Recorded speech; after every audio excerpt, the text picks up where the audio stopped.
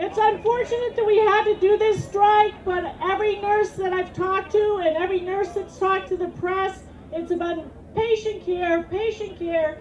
They need to know it's patient care. We're not out on the street for their crummy 3%. We're out here for our patients. My name's McEwen. I'm a registered nurse. I'm a member of the Council of Presidents of the California Nurses Association, and I've been a nurse at this hospital working in the intensive care unit now for over 30 years. So you're at the Memorial Hospital in Long Beach. Could you describe your task, your job here? Well, the work of my hands and the license that I hold, I provide safe, therapeutic, effective care. I use the best of my ability and my skills to restore patients to their optimal level of health and wellness. And barring that, if people come here and it happens that they are dying and not going to live, I'm there with them too, to make sure that they're comfortable and safe and that their families are supported, that they're treated with dignity and respect. So how many patients per nurse? In the intensive care unit where I work, according to the laws of the state of California, one nurse can care for no more than 2 patients. However, the law also says is that the hospital must provide additional nurses in the event that a patient is in extremis, very ill and dying. So some patients could have 2 nurses. Some patients could only have 1 nurse, would require one-to-one nursing care. And on the medical surgical unit, for instance, a nurse can have no more than 5 patients. If they're critically ill in a specialty unit and at risk of compromise, like an oncology unit or an acute rehab unit, those nurses should have no more than 4 patients. And again, sometimes even fewer patients depending on the severity of illness and the dependency level, whether or not people have had strokes or are drug impaired, semi-comatose, requires frequent suctioning and turning. Those kinds of things would mean that we'd have to reduce the number of patients that a nurse could care for. So it varies from having 4 patients, 5 patients, depending on the situation. And under these circumstances, you guys are going to need help. Yes. And so the dispute you're having now, it's what? Well, basically the safe staffing dispute is that the hospital will not incorporate the safe staffing ratios into the contract. Lift teams, which are now the law in California, they're not agreeing to language that would make present and available lifting, turning, assist to help patients with their mobility. As you know, patients could be weakened, could have had a stroke, and if we don't have that help, then patients we know are at really high risk of getting clots, of getting pulmonary infections and congestion. And so it's really important. We see an unsafe condition here. We're working to change that, and that's a condition of our licensure. It's required by law that we work to change those circumstances. So from what I'm hearing, it's unsafe for you as well. Well, it puts our license at risk if we know an unsafe circumstance exists and we do not notify management of our additional need for help. So I've only got 1 license, and very often what happens in today's healthcare, for-profit healthcare, they're going to blame the nurse instead of working on fixing the system that's creating this potentially horrendous risk of harm for patients. So you could actually get injured if you're a left person. You could injure if somebody's heavy and you're lifting how many people? 12 hours a day? Well, the thing is just helping them with mobility to turn so we can change dressings and care. And yes, back and musculoskeletal injuries to back, neck, arms are the #1 career-ending injuries that are suffered by nurses. I mean, I've pulled my back here, a patient that I was turning that all of a sudden developed a spasm of pain, and he pulled back against me.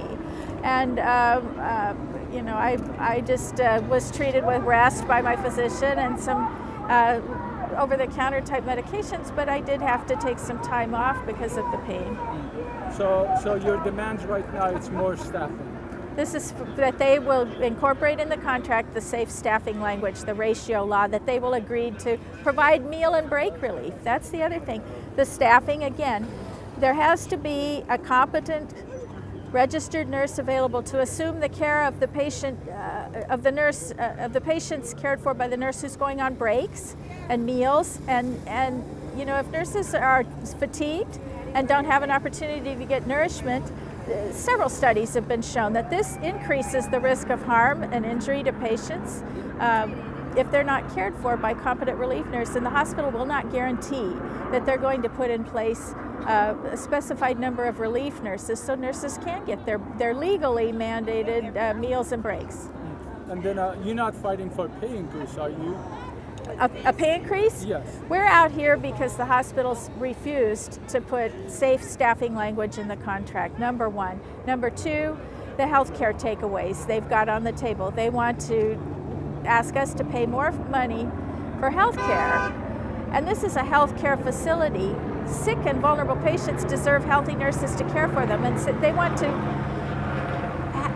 raise the current cap on spending. And instead of providing health care as a benefit, they want to take more money out of our pocket to pay for costs that they have not incurred. There's been no increase in the costs to them for providing us health care insurance. So tell me about today's protest. I hear that you got a pay cut. You're not getting paid. The nurses that took off today that are on strike are not going to be paid. And in addition, the hospital has imposed a lockout until the morning of the 27th at 6:59 a.m. So any nurse scheduled to work who's exercising her federally protected right to strike, this is a legal strike, they're going to punish them. And the reason they're punishing us is because CNA, California Nurses Association nurses at this hospital, have been the main reason that they have not been able to impose their Wall Street style gambling, profit taking. We're the last line of defense for our patients here who would suffer the consequences, frankly, if we weren't out here protesting between their bottom line profit maximization scheme and the patients that need care. They need to reinvest money back into the nurses who provide the actual hands-on care at this institution, because that's the known safety and satisfaction indicator for patients, known to improve outcomes, is having sufficient numbers of registered nurses at the bedside. So are they replacing the nurses for 5 days, or? They have contracted with a scab nursing agency. They're bringing in replacements that do not have the experience, the competency, and the training. I mean, this just makes common sense to the public, right? I mean, you cannot bring in a fly-by-night person and expect them to go in there, despite the fact, you know, that they may have a license, but their credentials haven't been thoroughly checked. They can't put their hands on emergency medication and treatment. They don't know where who the backups are that really have any demonstrated competency and experience to care for the types of patients we see. They're sicker than ever. Patients are delaying medical treatment because they can't afford it. There's a lot of joblessness in this community. People have lost their jobs, and with it they've lost their health insurance, so they delay care. They're sicker than ever. And nurses are standing at the gap here, trying to prevent additional harm imposed by these unsafe contract proposals. Anything you would like to add that I haven't asked you, or anything you would like to say? Look, what we want is a Main Street contract for the American people and the community we serve. We serve with caring, compassion, and courage in our community, frankly. And we've got, you know, patients being sacrificed on an altar of profit in this economy. We need single-payer, universal, guaranteed health care for everybody so that you can get the basic medically necessary care and preventative services that you need without regard to your ability to pay for it at the door. And, you know, that's why our heart and soul is into this, because this is an extremely wealthy, profitable healthcare system. The only reason that they're able to make this money is because patients are admitted to the hospital that need nursing care. And so if they deliberately short staff and skimp on the amount of care, they pocket the rest, and we're not allowing them to do that. That's what we're here to say. By the way, do you know how much it costs with all this security people being here today, and a helicopter, and the police officers? Look, this is about power, profit, and privilege. And you know, you talk about the golden rule. When you and I talk about it, it means treat others like you'd like to be treated. I would like the patients to be treated like I'd like you and me and my family be treated. But this money here, this profit, is being used to oppress people. It's being used to divide people. And you know, heaven help them if they come between a nurse and a patient that needs care, because that's our bottom line. You know, safe staffing and patient care is our special interest, and it's inherent in the social contract, you know, with the profession of nursing. I'm licensed, and I agree to do the very best I can to help patients recover from their illness or injury, and do so with dignity, and again, treat them how I'd like to be treated, rather than trying to make a profit at their expense, and that's what this corporation does.